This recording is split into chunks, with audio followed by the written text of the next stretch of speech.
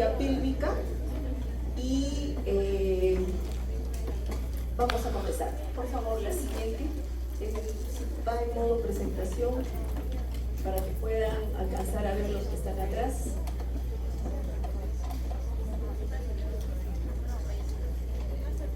Y saben, ese es los temas y puntos que vamos a tratar. La siguiente. Y ahí comenzamos. Bien, para enfermedad inflamatoria pélvica vamos a iniciar mencionando que anatómicamente, fisiológicamente, inmunológicamente, las mujeres tenemos algún tipo de barrera de prevención de una enfermedad inflamatoria pélvica.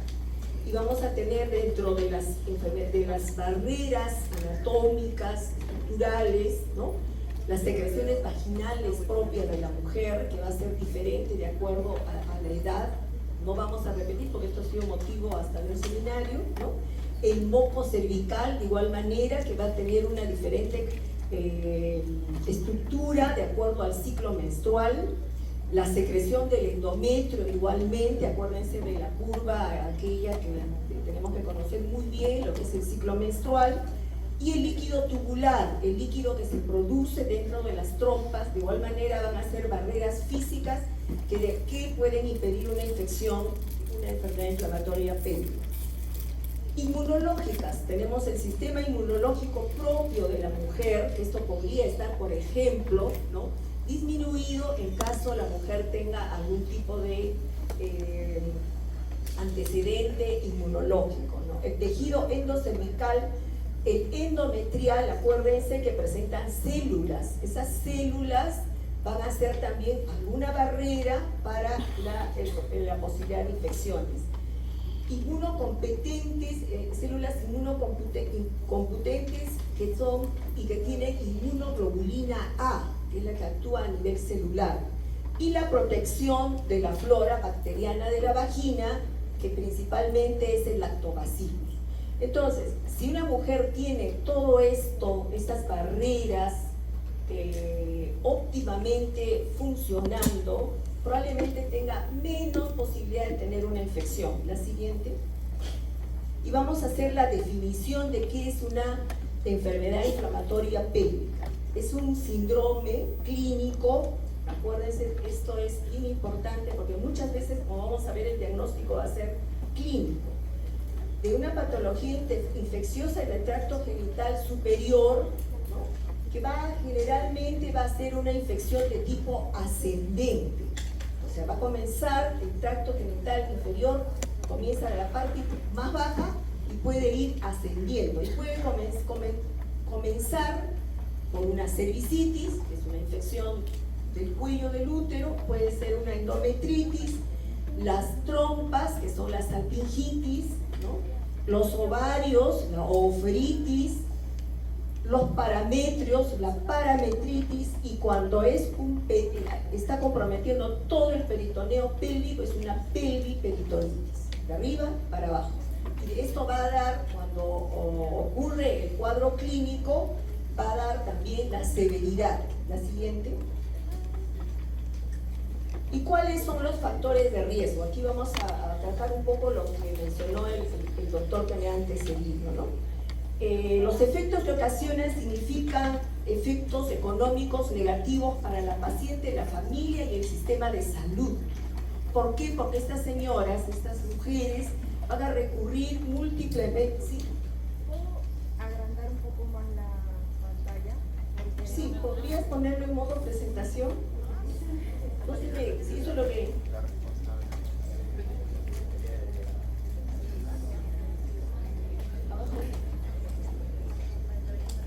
Ahí está, perfecto. Yo lo veía mucho cerca, ¿no?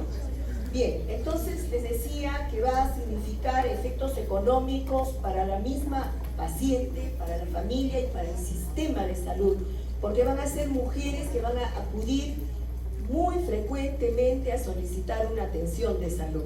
Los costos indirectos también se incrementan, ¿no?, porque hay pérdida de rendimiento, ausentismo, que puede conducir en casos extremos a pérdida de puestos laborales. Lamentablemente, ustedes saben que las mujeres estamos en disparidad con los varones, ¿sí? Entonces, cuando una mujer en una institución, sobre todo privada, ¿no?,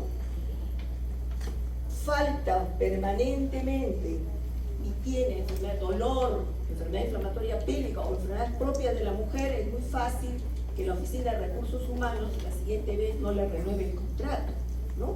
Entonces va a ser, esas consecuencias van a ser directamente de la mujer, porque va a tener hospitalizaciones frecuentes, se pueden hospitalizar, puede tener la pérdida de la fertilidad, como conversaron en la clase anterior, y en casos muy raros, pero sí tener en cuenta, puede hasta conducir a una muerte, cuando se produce una sepsis a consecuencia de una ruptura, por ejemplo, de un absceso tubovario.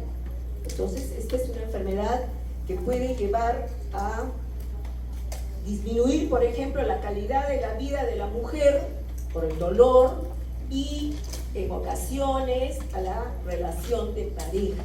¿Por qué? Porque la mujer va a estar constantemente con dolor y eso va a impedir que haya el coito, porque va a ser doloroso y eso puede alterar la relación de pareja. La siguiente. ¿Cuáles son los factores de riesgo relacionados con el comportamiento sexual? Edad, las adolescentes tienen 3 veces mayor riesgo de hacer enfermedad inflamatoria pélvica y sobre todo cuando inician las relaciones sexuales las adolescentes a muy temprana edad, 11, 12, 13 años. Ustedes saben que el embarazo en adolescentes, por ejemplo, se ha incrementado. Y se inician relaciones muy precozmente. ¿Por qué? Porque su anatomía todavía no ha obtenido todas aquellas barreras que hemos mencionado. Múltiples parejas, una pareja nueva, reciente, por eso cuando hagamos la parte clínica tenemos que indagar sobre esos antecedentes. La relación sin protección, por ejemplo, sin el uso de un preservativo, cuando es una pareja nueva, o esta mujer, esta dama ha tenido muchas parejas y no está pidiendo que el varón use preservativo, o ella tampoco está usando preservativo, porque sabemos que existe preservativo femenino. Esto le da 4 veces mayor de tener enfermedad inflamatoria pélvica. Las ITS generalmente comparten los mismos factores de riesgo. Todos estos son los mismos para infecciones de transmisión sexual. La historia de ITS en la paciente o su pareja. Uno le pregunta y dice, sí, he tenido hace 3 semanas, 4 semanas, me dijeron que tenía una infección de transmisión sexual, o menciona que la pareja, por ejemplo, ¿no?, ha tenido herpes, ha tenido gonorrea, etc. Otros, por ejemplo, no perdamos de vista que hay que tener mucho cuidado los casos de instrumentación, por ejemplo, la inserción del DIU sin seguir todos los pasos para prevenir infección. O sea, por ser muy rápidos, no limpiamos bien el cuello, no usamos asepsia, etc. La interrupción del embarazo, el aborto, o podría ser una interrupción hasta la edad del embarazo, si no se ha cumplido con las normas, puede condicionar. Una histerosalpingografía, una histeroscopía o una histerosonografía que no se está teniendo el cuidado puede conducir a problemas infecciosos. Y una fertilización in vitro, lo que acaban ustedes de recibir la charla, en las cuales no hayan seguido todos los estándares de sanidad. La siguiente. Entonces tenemos que preguntar a la paciente, ¿cuál es el cuadro clínico? ¿Qué tiene una mujer que tiene una infección o sospechamos de una infección de una enfermedad inflamatoria pélvica? Lo típico va a ser el dolor en mi abdomen inferior, generalmente es bilateral. Si es unilateral, tenemos que estar pensando en otras posibilidades.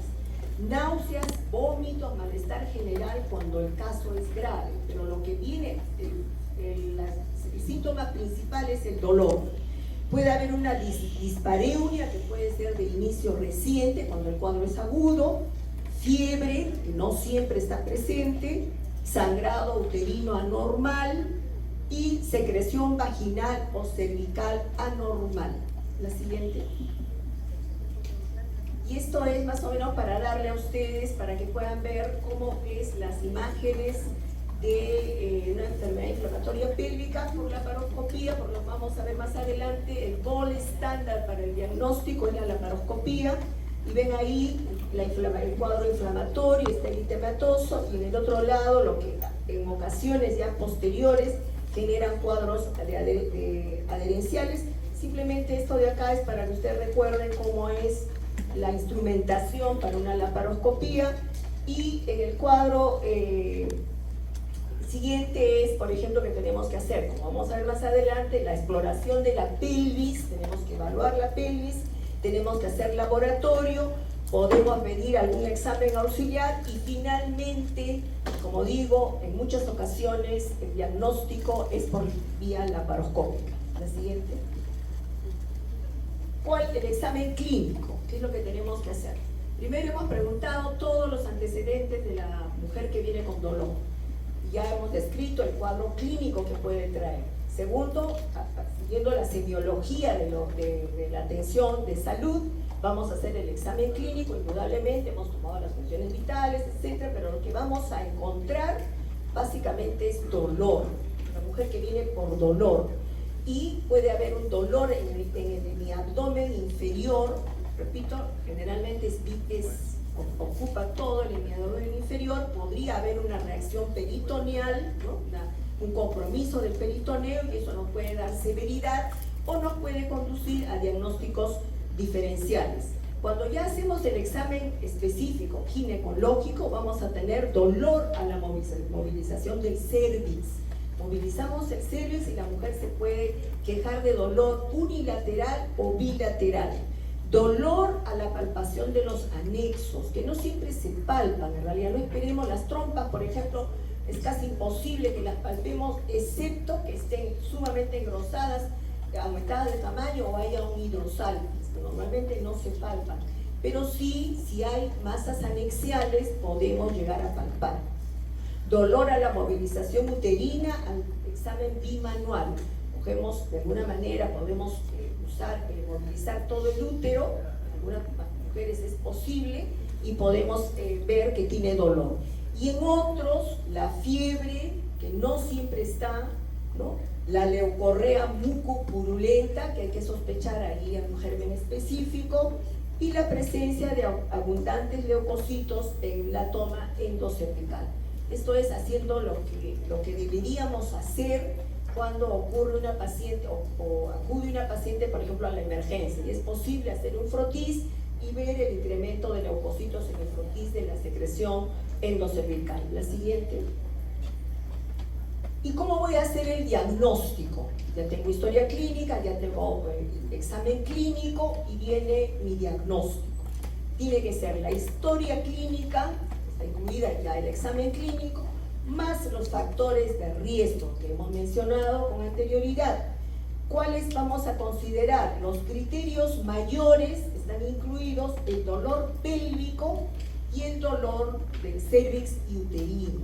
Por eso es importante que aprendamos a hacer adecuadamente una evaluación, tacto vaginal.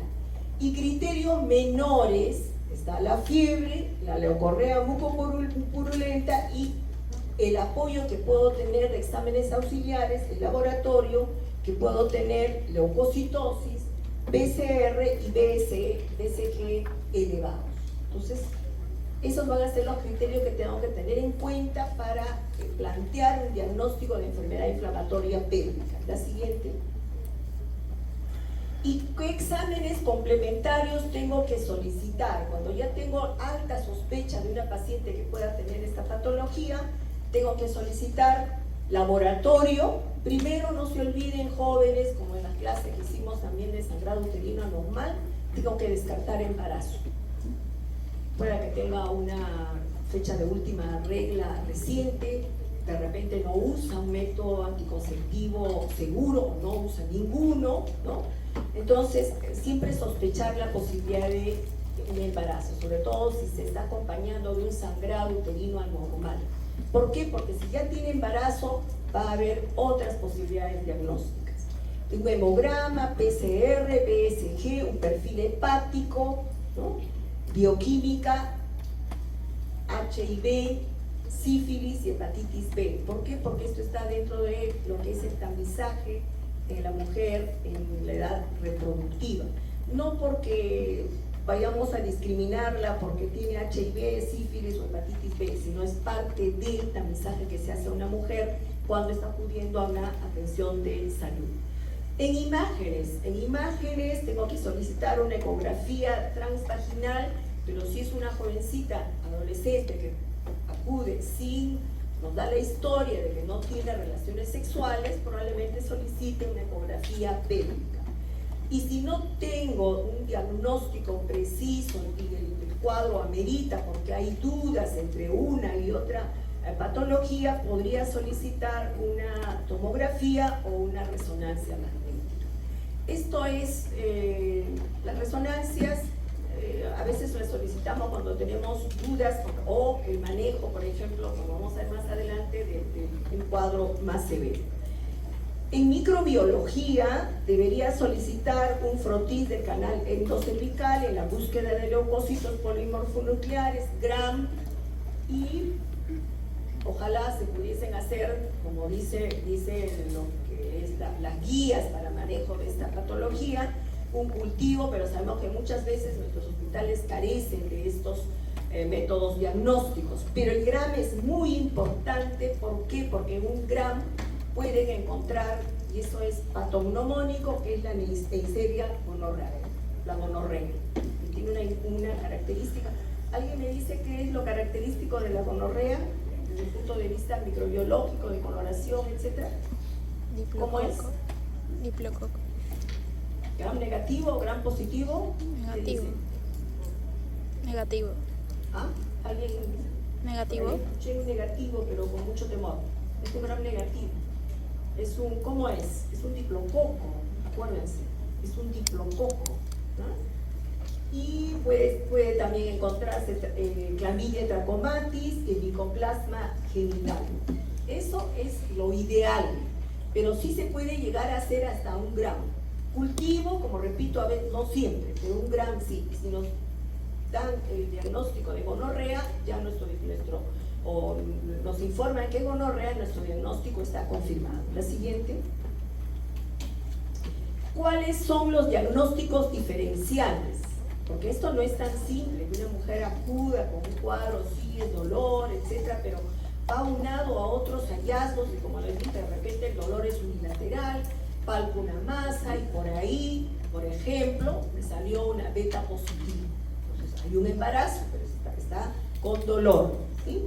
Entonces, si nos sale, por ejemplo, que tiene una beta positiva, un examen de confirmatorio de embarazo positivo, pese a que nos dice que no tiene problemas con su periodo menstrual, o muchas veces dicen niegan tener relaciones, y nos dicen mi última relación sexual fue hace 3 meses, ¿no? Y cuando le hacemos el examen nos sale positivo.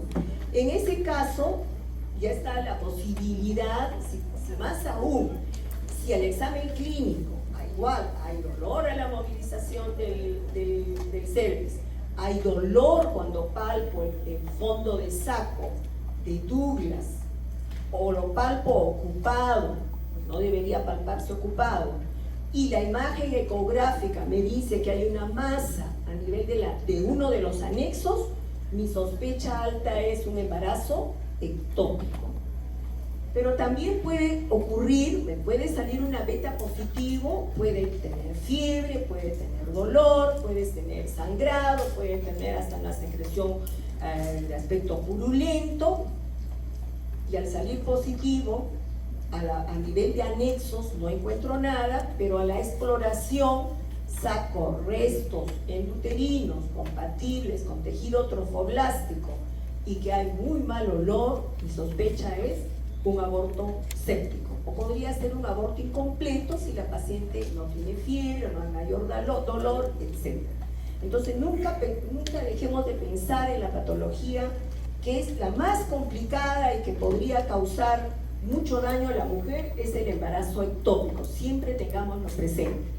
Pero si la paciente hemos descartado la posibilidad de embarazo, pensemos en un cuadro que da mucho dolor, ¿no? Da dolor, da dismenorrea, da dispareunia, da sangrado uterino anormal, que puede ser una endometriosis severa, la adenomiosis es muy dolorosa, es esta patología se ha incrementado tremendamente en los últimos años.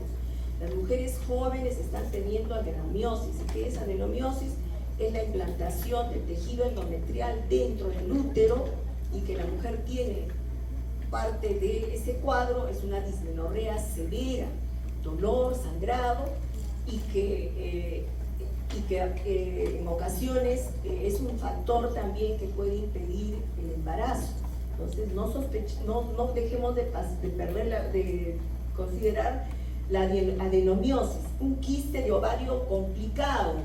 Si palpamos una masa muy clara, que duele, y que la ecografía nos dice, vemos una masa de 6-7 centímetros en anexo tal, de contenido líquido, puede ser contenido mixto, contenido sólido, es una masa anexial. Pero nunca confíen tanto en la ecografía si previamente no han hecho un examen clínico.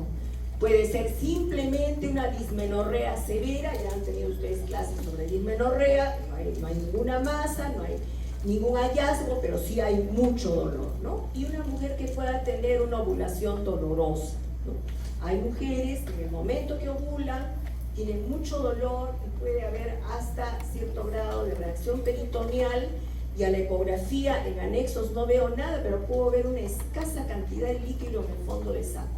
¿Y eso por qué? Porque al haber la ovulación se rompió el folículo, hay un pequeño sangrado a nivel del sitio de la ovulación, eso produce irritación peritoneal y hay dolor. Entonces podemos tener toda esa posibilidad. La apendicitis aguda es otra posibilidad, una paciente que viene con dolor de mi abdomen inferior, ya no es ahora tan clásico lo que habíamos estudiado, doctor Donaire, en nuestras épocas, ¿sí? Que el dolor comenzaba en el epigastrio, que luego se localizaba en la fosa ilíaca derecha, ahora ya es una sintomatología muy bizarra, ¿no? O sea, ya no es lo clásico. Entonces puede venir con dolor pélvico, pero al examen clínico uno puede determinar que el dolor está localizado en la fosa ilíaca derecha, que no palpo nada en los anexos, que no tengo mayor dolor a la movilización del cérvix, que tiene fiebre de repente, etcétera, y la posibilidad de una apendicitis aguda. Pero si de repente tiene, además del dolor pélvico, puede tener hasta fiebre y está con un cuadro de dolor diarrea, por ejemplo, ¿no? Cuadros de alteración de su régimen defecatorio, y tiene por ahí antecedentes de repente de diverticulitis, tranquilamente puede ser un cuadro de origen gastrointestinal. Pero siempre, como digo, tener en mente todas las posibilidades que pueden significar mayor riesgo para la paciente. Si vemos, acordémonos lo que tenemos anatómicamente, ¿no? Dentro de lo que es la disposición de los genitales internos, también tenemos vejiga, y puede ser una cistitis, una pielonefritis, las litiasis renales, vienen con muchísimo dolor, pero es un dolor que se irradia dependiendo de a qué nivel, cuál de los riñones tiene la litiasis, o está en el tracto urinario, en el uréter, es un dolor que se va a irradiar a la cara interna de la pierna, del mismo lado, y al examen clínico y el laboratorio que voy a tener la hematuria o la microhematuria. Entonces, eso me puede estar orientando a una litiasis renal, y probablemente sea la ecografía la que me confirme. Y finalmente, dolor de origen desconocido. Entonces, ustedes saben que cuando no encontramos nada, esto es desconocido, ¿no? Y quedan muchas veces estas mujeres que tienen dolor, no necesariamente agudo, y esto ya va un poco con lo que es dolor pélvico crónico, que ya puede ser la causa todas estas, pero quedan secuelas, ¿no? Y es la paciente que acude con mucha frecuencia a la institución de salud a solicitar una evaluación, y nunca se le encuentra nada, y ahí ya empieza todo el manejo de que podría ser un cuadro, por ejemplo, de tipo psicógeno, ¿no? Pero eso lo dejamos al final. Primero pensemos en todo lo que tenga base orgánica. La siguiente, esas son nuestras posibilidades diagnósticas, todas las cuadros que pueden dar dolor. Entonces, ¿cómo vamos a tener ya nuestro diagnóstico definitivo antes de pasar al plan de trabajo y al tratamiento? Vamos a tener el cuadro clínico que hemos mencionado, la anamnesis, el examen clínico, laboratorio, ¿no? Las imágenes que puede dar la ecografía transvaginal, que puede ser un engrosamiento de trompas, ¿no? Ahora los equipos tienen alta resolución y nos pueden dar esas imágenes, que puede haber con o sin líquido libre en el fondo de saco, ¿no? Porque es un cuadro inflamatorio. Y si hay dudas, y la imagen ecográfica nos dice que hay líquido, pero yo quiero estar bien seguro de qué tipo de líquido es, si quiero aislar el germen, por ejemplo, ¿qué procedimiento voy a hacer? La culdocentesis, que es punzar el fondo de saco. Un procedimiento que hoy en día no lo hace mucho, lamentablemente, pero es un procedimiento que ayuda bastante. ¿Por qué? Porque se está recurriendo mucho a lo que es imágenes. Es un procedimiento que todo ginecólogo debe saber hacer. No se necesita mayor equipamiento, sino cierta destreza.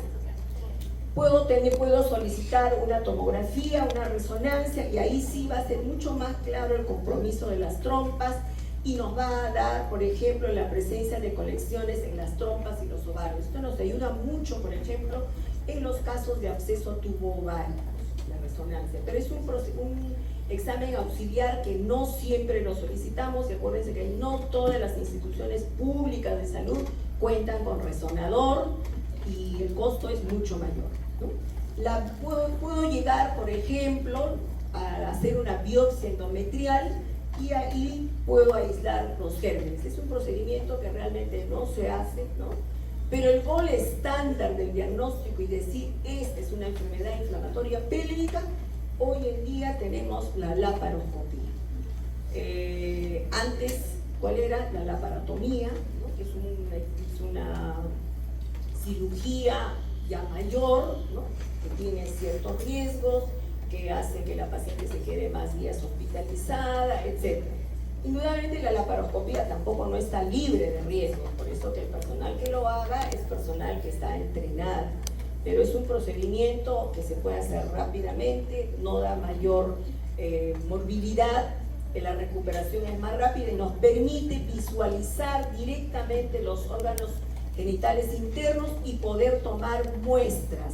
Puedo tomar muestras de líquido, puedo hacer una biopsia de ovario, puedo hacer las trompas, generalmente no hacemos biopsia, pero sí del ovario, y lo importante es tomar las muestras de ese líquido que puede estar en el fondo de saco para hacer rápidamente un gram o mandar para cultivo, ¿no? Entonces, ¿en quiénes pedimos la laparoscopía? En aquellas en las cuales el diagnóstico no es muy claro, o aquellas en las que la evolución es tórpida, o sea, tuve el diagnóstico de enfermedad inflamatoria pélvica, le he instaurado el tratamiento, la paciente está hospitalizada, pero sigue febril, sigue con dolor, y la ecografía me sigue diciendo que tiene esa masa, entonces para poder estar bien seguros es una laparoscopía. No es algo que se haga de rutina a todas las pacientes con sospecha de enfermedad inflamatoria pélvica, solamente en los casos que se está mencionando. La siguiente. Y estas son las imágenes que se puede ver en ecografía.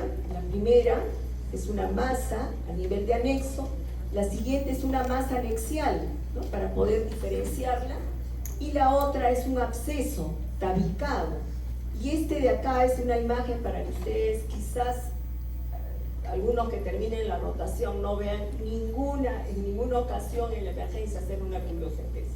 Se ha perdido totalmente ese procedimiento, pero es un procedimiento muy simple, no requiere anestesia, simplemente el consentimiento informado de la paciente. ¿Y en qué consiste? En colocar un espéculo primero, limpiar bien el cuello del útero, el fondo de saco de la vagina, coger con una pinza tirabalas, una pinza de tracción cervical, se coge el labio posterior, se tracciona, previamente se ha preparado una jeringa de preferencia de 20 centímetros, ¿no? Y se le coloca, hoy en día hay agujas descartables, ¿no? Pero Si no hay aguja descartable, se puede usar una aguja hipodérmica, generalmente 20, 18, que sea gruesa, no usar una 21 porque es muy delgada, y si hay secreción espesa no voy a aspirar nada, y se tracciona el cuello del labio posterior, se le pide a la paciente que puje.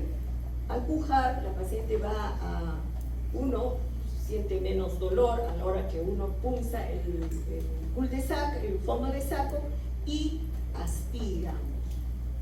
Si, por ejemplo, estamos sospechando ectópico, nuestro diagnóstico se confirma con una cultocentesis, que en la universidad, en el hospital donde hicimos la especialidad, era un procedimiento de rutina, se saca sangre, se guardaba la jeringa, el diagnóstico de embarazo ectópico complicado estaba hecho. Saco una secreción purulenta, mi diagnóstico de enfermedad inflamatoria pélvica está confirmado. Pero, por ejemplo, podría haber el caso de apendicitis. Ahí tenemos que trabajar muy de la mano, por ejemplo, con el cirujano. Es un líquido inflamatorio, simplemente es un líquido transparente, quizás un poco espeso, amarillento, igualmente va para estudio de Gram y cultivo.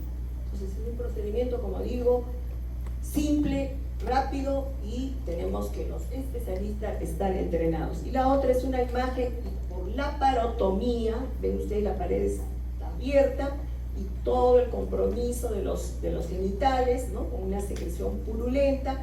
Y la otra es una imagen por laparoscopía, en la cual se está viendo también esa secreción purulenta, pero nos permite simplemente aspirar. La siguiente. De procedimientos tan simples como a uno más avanzado que nos confirman la enfermedad inflamatoria pélvica.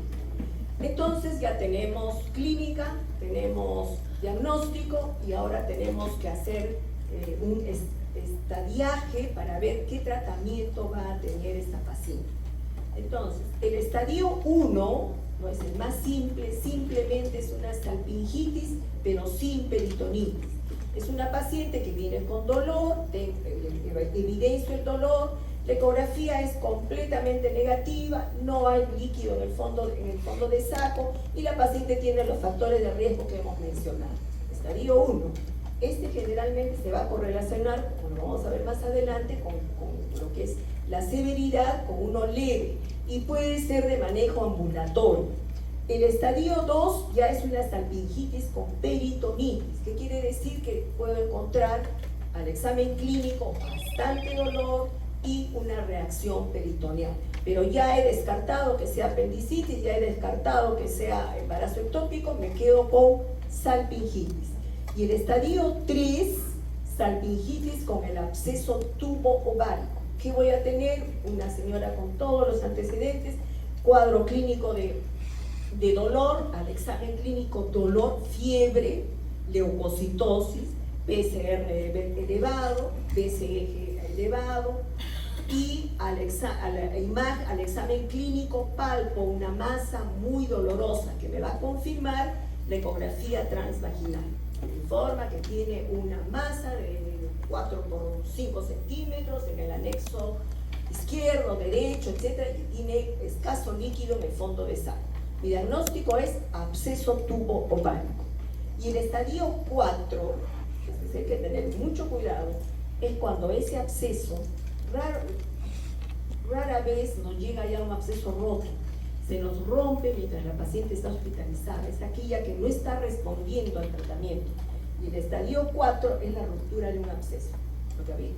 Rompe el absceso, disemina todo ese cuadro infeccioso, toda esa colección purulenta en la cavidad abdominal, pélvica abdominal, y si la paciente tiene algún factor que la hace inmunodeprimida, como les decía, puede hasta ocasionar la muerte.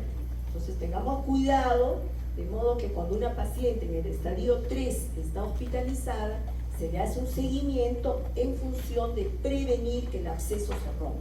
Como vamos a ver más adelante, o sea, un tratamiento es drenar ese absceso antes de que se rompa. La siguiente. Entonces, ¿cómo voy a clasificar? Esos son los estadios, y aquí voy a clasificar para qué, básicamente para dar el tratamiento. Grado 1, leve, es lo que dijimos, la salpingitis sin compromiso peritoneal. Esto es no complicada, sin masa anexial, no hay datos de abdomen agudo ni de la irritación peritoneal. Estos casos generalmente se manejan en forma ambulatoria, no amerita hospitalización. El grado 2, que es moderada, ya es una enfermedad complicada, ¿no? Puede haber presencia de masa anexial o un absceso que está involucrando las trompas y ovarios. Puede o no haber signo de irritación peritoneal, pero sí hay masa. Cuando hay una masa, la paciente tiene que estar hospitalizada. ¿Qué quiere decir? A partir del grado 2 y grado 3, la paciente es manejo hospitalario. Y ustedes entenderán que hoy en día tenemos, por todos los factores de riesgo que hemos mencionado, las jóvenes, su historia sexual a veces involucra múltiples parejas sexuales, sin protección, etcétera, etcétera. Entonces, tenemos un buen número de pacientes que requieren hospitalización. Y el grado 3, que es grado o severa, es una diseminada a estructuras extrapélvicas. El absceso tubo ovárico roto o una pelviperitonitis con o sin datos de respuesta sistémica inflamatoria. Entonces, esta paciente sí es grave y necesita un manejo inmediato. La siguiente. ¿Cuáles son los gérmenes generalmente involucrados? Como esta es una enfermedad que está en relación a lo que es la vida sexual de una mujer, generalmente son los gérmenes de transmisión sexual. Tenemos gonorrea, clamidia y micoplasma. No es que sea en ese orden, ahora tenemos muchísima clamidia se ha incrementado bastante, ¿no? Quizás la gonorrea no es lo que era años antes, ha disminuido. ¿Y por qué? Porque generalmente la gonorrea, tanto en varón y en la mujer, es diferente. El varón es muy sintomático, entonces el hombre que tiene una infección por gonorrea rápidamente busca ayuda médica y es tratado. La mujer que ha sido infectada quizás por su pareja que tiene gonorrea no tiene el cuadro clínico tan florido como el varón, entonces por eso que nos obliga a buscar gonorrea. Puede también haber puede haber una infección, por la microbiota del tracto genitourinario, puede haber estreptococo, Proteus, Escherichia coli, Gardnerella vaginalis, bacteroides, etc. De ahí que el tratamiento no solamente, a pesar, si tenemos ya la Neisseria gonorrea, damos específicamente, pero el tratamiento, como no tenemos todavía esa facilidad de cultivar y aislar germen, el tratamiento tiene que ser para la posibilidad de todas estas bacterias. Y también podemos tener patógenos respiratorios como Haemophilus influenza y Streptococcus aureus, sobre todo en algunas pacientes que podrían, por ejemplo, ser tuberculosas, pacientes portadoras de VIH, las que están con problemas de inmunosupresión, etcétera, que pueden hacer que sean más fácilmente ser infectadas. La siguiente. Entonces, ¿cómo es el tratamiento? Ya tengo el diagnóstico, ya he hecho la clasificación de los grados de severidad. Entonces, ¿qué hacemos inicialmente? Como viene la paciente de la emergencia, de repente viene la consulta externa y no me permite hacer todo lo que hemos mencionado, aislar el germen, pero sí tengo antecedentes, examen clínico y por ahí algún examen de laboratorio que me apoye. Entonces, debemos de tener comenzamos con un tratamiento empírico, porque si viene con dolor, yo no voy a esperar que me dé el resultado 4 días, 5 días después, por ejemplo, ¿no? Entonces se debe tener en cuenta que siempre debemos cubrir gonorrea y clamidia trachomatis, que es lo más frecuente. Entonces nuestra terapia va a estar enfocado a cubrir esas posibilidades. La duración total del tratamiento debe ser de 14 días. Cuando uno le dice esto a las pacientes, 14 días, por ejemplo, recibir tetraciclinas 14 días. Porque de lo contrario, estas pacientes pueden mejorar sintomáticamente, dejan de doler, ya no tiene molestias, bajó la fiebre, dicen, no, tomo 7 días. Y luego tenemos el problema que esto puede convertirse en algo crónico. Se debe asociar generalmente a analgésicos, antipiréticos si la paciente tiene fiebre, hidratación y reposo, por ejemplo, en las pacientes que estén hospitalizadas.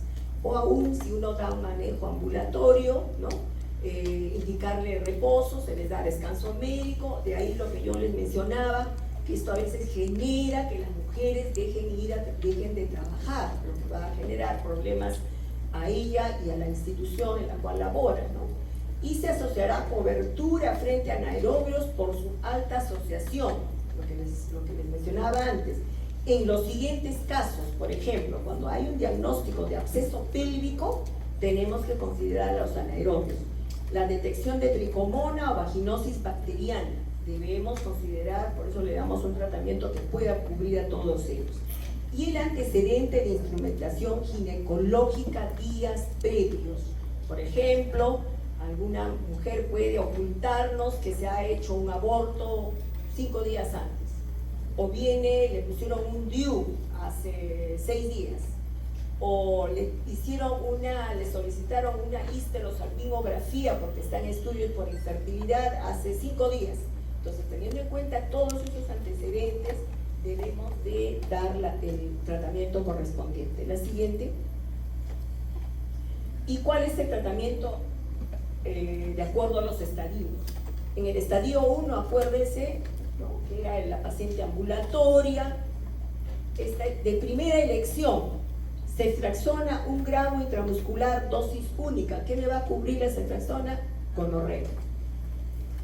La sociodoxiciclina 100 miligramos cada 12 horas vía oral por 14 días, más metronidazol 500 miligramos cada 12 horas por 14 días. La tetraciclina produce irritación gástrica. El metronidazol tiene un sabor metálico, entonces siempre aclararle a las pacientes que va a sentir esas molestias. Y la recomendación es, por ejemplo, que ingieran la vía oral con estómago lleno, ¿no? O sea, que hayan tomado desayuno, que hayan cenado, y que el desayuno, por ejemplo, no sea una taza de café solamente, porque el tratamiento es largo, ¿no? Siempre, jóvenes, una recomendación, con los años me he enseñado a siempre probar las medicinas, ¿no? Sobre todo aquellas que son pediátricas. Uno cuando tiene hijos siempre prueba. ¿Por qué? Porque hay que saber qué sabor tiene para que si el niño lo rechaza o no. Y lo otro es saber que hay algunos medicamentos que tienen algunas molestias. Por ejemplo, el hierro, esa sensación de eructar hierro. Y el metronidazol tiene una sensación muy semejante. Entonces, aclararles que va a tener esas molestias y no por eso tiene que suspender la terapia. Si es alérgica a la penicilina, lo dice la primera consulta, soy alérgica a la penicilina, entonces, ¿qué es lo que no le puedo dar? ¿Qué no le daría de la primera?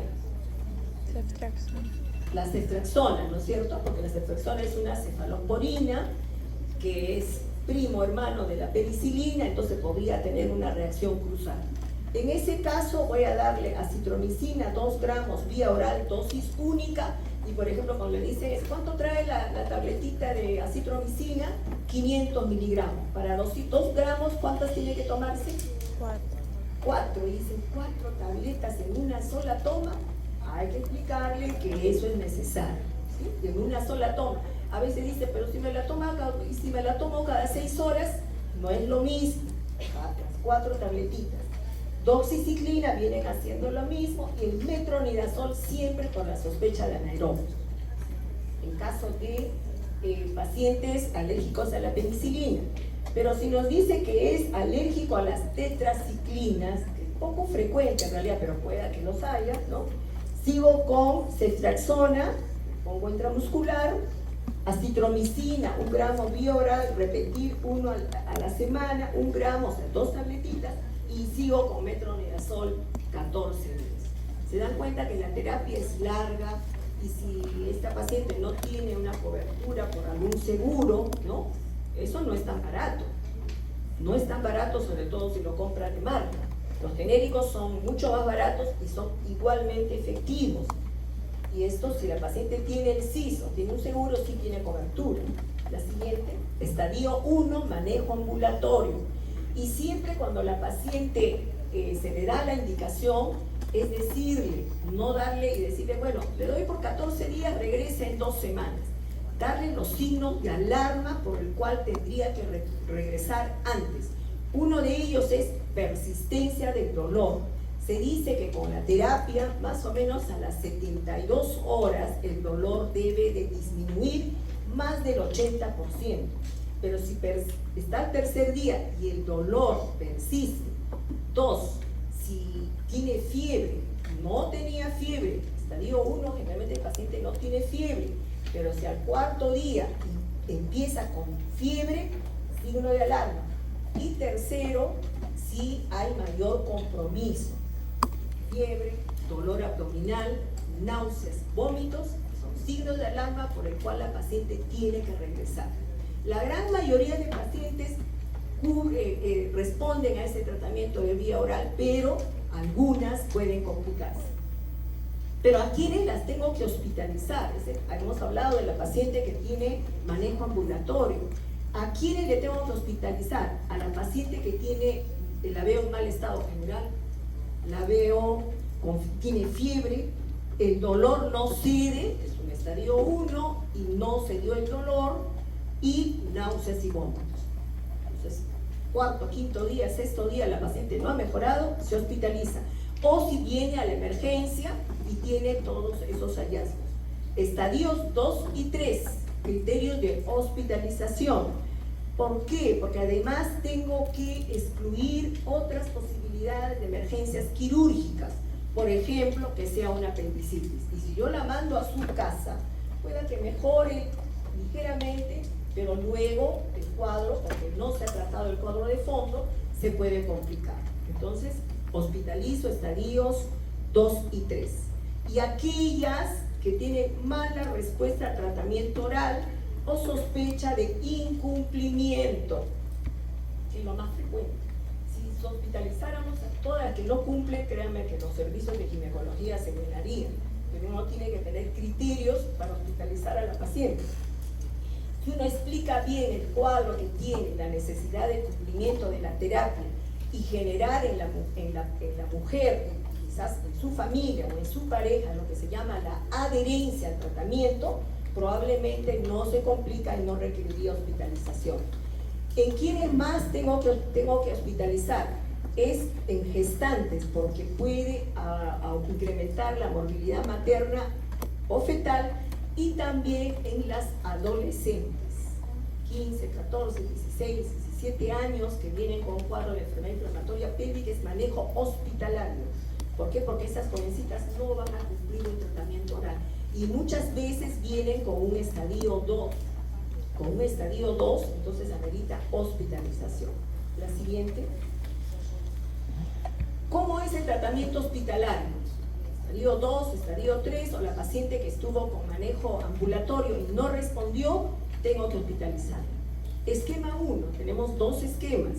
El esquema 1 es ceftriaxona, nunca se deja de dar 1 gramo cada 24 horas, endovenoso, más ahí puedo pasar a vía oral, la doxiciclina 100 miligramos cada 12 horas si tolera, y añadirle el metronidazol 500 miligramos cada 12 horas endovenoso o vía oral si la paciente lo puede tolerar por 14 días. Ahora, estas pacientes no permanecen pues 14 días, probablemente muchos de ustedes que han visto en los hospitales, se las estamos dando de alta pues al 7º, 8º día, se completa el manejo vía oral, porque la demanda es grande de otro tipo de patologías y los servicios se nos saturan, ¿no? Pero la idea es 14 días. Esquema 2, que es el que más usamos, ¿no? Puede ser clindamicina, 900 miligramos cada 8 horas endovenoso, más gentamicina con la dosis de 3 a 6 miligramos por kilo, 24 horas, y esto va cuando ya hay mejoría de los síntomas, o sea, ya no tiene fiebre, el dolor ha disminuido, o por ejemplo, tiene un absceso tubovárico pequeño, de 3 centímetros, ecográficamente uno ve que se ha reducido ¿no? O no ha aumentado y el cuadro clínico de la paciente es favorable, podemos pasar a clindamicina vía oral y comenzamos con la doxiciclina por los 14 días. Todo va a depender de la evolución de la paciente, pero el tratamiento debe cumplir los 14 días. La siguiente. ¿Y cuándo es quirúrgico? ¿Cuándo requiero hacer un tratamiento quirúrgico? Preferentemente por vía laparoscópica, pero si no, a ver, por ejemplo, es una institución, hoy en día creo que no hay ninguna institución que no tenga un equipo, o sea, el equipo para hacer laparoscopia, ¿no? Pero puede que ocurra, de repente en provincias, ustedes van a tener oportunidad de hacer el serum, o los que consigan trabajar en provincias, y todavía están un poco, la laparoscopía no está muy fortalecida, no hay mucha destreza, nunca olviden de que siempre hacer lo que uno más sabe, siempre hacer lo que uno más domina. Eso es importante, si no estamos cometiendo, o sea, impericia, ¿no? Eso es peligroso. ¿En qué casos? En el absceso tubo ovárico que no responde al tratamiento antibiótico, lo que les mencionaba, es un absceso de 3-4 centímetros. Se dice que el límite para dar tratamiento antibiótico y no quirúrgico es un absceso de 5 centímetros. Si tengo un absceso de 6 centímetros o más, el tratamiento es netamente quirúrgico por vía laparoscópica o laparotomía, que consiste en drenar ese absceso, aspirar todo ese absceso, ¿no? Y el tratamiento antibiótico. Y puede ser ahora, bien, la tecnología está permitiendo que ni siquiera ya se haga por laparoscopía, sino por manejo percutáneo. ¿Qué significa esto? Esto lo dominan mucho los radiólogos, es parte de su entrenamiento, y también los ginecólogos, y consiste en introducir a través de la pared abdominal unas pequeñas sondas muy delgadas, guiados por ecografía, y van directamente al absceso y a través de esa sonda aspiran. Eso se ha visto en cualquier localización, abdominal, torácica, los abscesos hepáticos, por ejemplo, son los que más realizan, que es la aspiración percutánea. También los hemos visto hacer en la parte ginecológica, ¿no? Entonces, de tal manera que también se puede hacer. Y esa es un manejo, solamente requiere una pequeña dosis de xilocaína local, el paciente está completamente despierto, puede hacerse en la sala de procedimientos, no requiere usar en muchas ocasiones la sala de operaciones, lo cual reduce mucho el tiempo de permanencia, etc. La histerectomía es poco frecuente. Tengamos presente algo por que siempre se hace el tratamiento el que corresponde. Les digo, por ejemplo, si llega una señora de 43 años que ya tuvo sus 3 hijos, que estaba usando un DIU y que tiene una enfermedad inflamatoria pélvica con un absceso tubo-ovárico de 7 centímetros, la paciente está muy adolorida, etcétera, etcétera, y se plantea la cirugía. Y por ahí alguien, vamos, el presidente de Tercero, que está ávido por hacer procedimientos quirúrgicos, dice, doctor, doctora, ¿y por qué no le sacamos el útero? Uy, se entusiasman todos, dice, doctor, le voy a preparar todo y vamos a hacerle una histerectomía. No es el tratamiento, pues, en aras de que ya tuvo hijos, si ya le quitamos el útero, no va a menstruar, etcétera, etcétera. No es el procedimiento correspondiente. ¿Por qué? Porque está haciendo, 1, tiempo operatorio prolongado. 2, a la hora que abren acuérdense, cuando drenan el absceso, abren ese absceso, van a diseminar toda la secreción. Entonces tiene más posibilidades de que esa señora en el postoperatorio, que haga primero absceso residual, o sea, que vuelve a hacer absceso, no solamente en la parte pélvica, puede ser en todo el abdomen. Se puede infectar la cúpula vaginal que han dejado. ¿Por qué? Porque han trabajado sobre un lecho infectado. Entonces, ¿qué procedimiento se hace? Simplemente el drenaje del absceso. ¿sí? Es igual que el apendicitis, ¿no? O por ejemplo, me están operando de la vesícula, para que no me operen, no vuelva a entrar a sala de operaciones, sácame el apéndice. Antes hacía eso, no se hace un solo, o en la cesárea, ¿no? Estoy en la cesárea, doctor, pero si aproveche, por ahí está el apéndice, sácame el apéndice. Tampoco, solamente lo que está indicado, nada más. No se hace esos procedimientos, ni siquiera como entrenamiento. La siguiente. ¿Cuáles son las situaciones especiales? ¿Se acuerdan que habíamos hablado de DIU, las instrumentaciones, etcétera? Si la paciente es portadora de DIU, que también es un factor que puede ocasionar una enfermedad inflamatoria pélvica, no se dice que no por el uso del DIU, sino muchas veces es el momento en el que se hizo la inserción del DIU, ¿no? Entonces no tuvieron en cuenta lo que habíamos mencionado. Es recomendable el retiro, en especial cuando no hay mejoría clínica. Retiro el DIU. La paciente se queda desprotegida y tiene que elegir un método anticonceptivo. El tratamiento de pareja. Acuérdense que esto es un problema por infección de transmisión sexual. Se debe ofrecer también la detección de ITS a las parejas sexuales.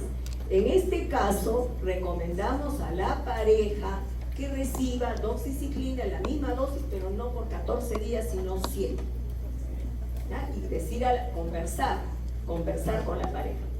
Se prescindirá del tratamiento en caso de EPI, sea secundaria a instrumentación uterina. Si se hizo una histerosalpingografía, si se hizo alguna otra, no voy a dar tratamiento a la pareja, salvo que tengamos alta sospecha de que pueda aportar una ITS, ¿no? En caso de enfermedad inflamatoria pélvica más gestación, es un evento muy poco frecuente. ¿Por qué? Porque se dice, acuérdense cómo es la infección, es ascendente, cuello, endometrio, trompas, y si hay un embarazo, se asume que ese endometrio, o sea, la cavidad uterina está ocupado por un saco gestacional que podría actuar como una barrera, pero eso no siempre ocurre. Si se produce una enfermedad inflamatoria pélvica más gestación, muy poco frecuente, pero no como les dijimos, es una indicación de hospitalización, pero no usamos tetracyclinas. Puede prescribirse, por ejemplo, en estos casos, testosterona 2 gramos, acitromicina, metronidazol, y con la mejoría de los síntomas puede pasar a vía oral hasta completar la semana 14. La siguiente. ¿Cuáles son las complicaciones? Las complicaciones tempranas o precoces, cuando la paciente está hospitalizada, lo que tenemos que tener más temor es la ruptura del acceso tubo-ovárico, la peritonitis, el síndrome de Fitzhugh-Curtis, que la verdad, la literatura dice que está entre un 10 a 14%, es un porcentaje alto, pero que yo recuerde en mi experiencia clínica, que lo hayamos diagnosticado como tal, si la memoria no me falla, nunca. ¿Pero por qué? Porque no sospechamos en esa posibilidad. ¿En qué consiste este síndrome? Es el compromiso de la cápsula hepática sin compromiso parenquimal, inflama la cápsula, produce dolor, el dolor es el hipocondrio derecho. ¿Y por qué no se diagnostica y no sospechamos? Porque muchas mujeres van por el dolor en el hipocondrio derecho y el dolor abdominal puede no ser tan intenso. ¿Quiénes evalúan dolor en hipocondrio derecho? ¿No? Medicina interna, cuando dices, hay sospecha de que puede ser la vesícula, una colecistitis, le toman la ecografía, por ahí tiene unos calculitos, está un poquito distendida, vamos a darle antibióticos, el cirujano la ve y dice, no es quirúrgico, tratamiento médico. Y de repente, por ahí tenía una enfermedad inflamatoria pélvica, o sea, no la hemos diagnosticado. Que la gran mayoría responde a tratamiento médico, solamente es tratamiento quirúrgico en caso se produzcan adherencias, porque como repito, esto es compromiso de la cápsula, no parenquimal, entonces crea adherencias y puede simular muchas veces, acuérdense donde tenemos, el hígado está debajo del diafragma y va a tener mucho dolor con la respiración, va a simular a veces un cuadro pleurítico, etc., ¿no? Pero como tal, honestamente, como diagnóstico de este síndrome, yo no recuerdo ninguno. Quizás hay que hacer más acuciosos, hacer más preguntas, examinar más a las mujeres. mujeres que vienen con un cuadro de hipocondrio derecho. Y las tardías, que son las que realmente generan todo ese compromiso para la salud de la mujer, del mismo sistema de salud, son las que las que llegan a infertilidad. ¿Por qué? Porque producen obstrucción de las trompas. Por eso, como van migrando, ¿no?, se obstruyen las trompas, y esto es más frecuente, por ejemplo, en gonorrea y en clamidia. Y esta obstrucción de trompas, ¿qué puede llevar? El embarazo ectópico, que se va a multiplicar de 6 a 7 veces en esa mujer que ha tenido enfermedad inflamatoria pélvica previamente. El dolor pélvico crónico, lo que conversábamos, si no se trata adecuadamente, estas mujeres quedan con dolor y van a estar repetidamente acudiendo a las instituciones de salud. Y se menciona que un 30% de mujeres quedan con secuela de dolor pélvico. Es altísimo este porcentaje. Y más aún, un 15 a 20% va a recurrir a lo largo de su vida. Por eso le decía que esto repercute mucho en la calidad de vida de la mujer. Es muy, muy lamentable tener este cuadro, y que lo hemos visto muchísimas veces en las instituciones públicas y privadas, y que es causa de consulta. La ve un médico, no responde, pero la ve otro, ya es una paciente típica que la ha visto todo el departamento de ginecobstetricia. La siguiente. Y esta es la bibliografía. He hecho, no sé, creo que me he pasado de la hora, hacer los 45 minutos, pero es largo. Así que, doctor, muchas gracias.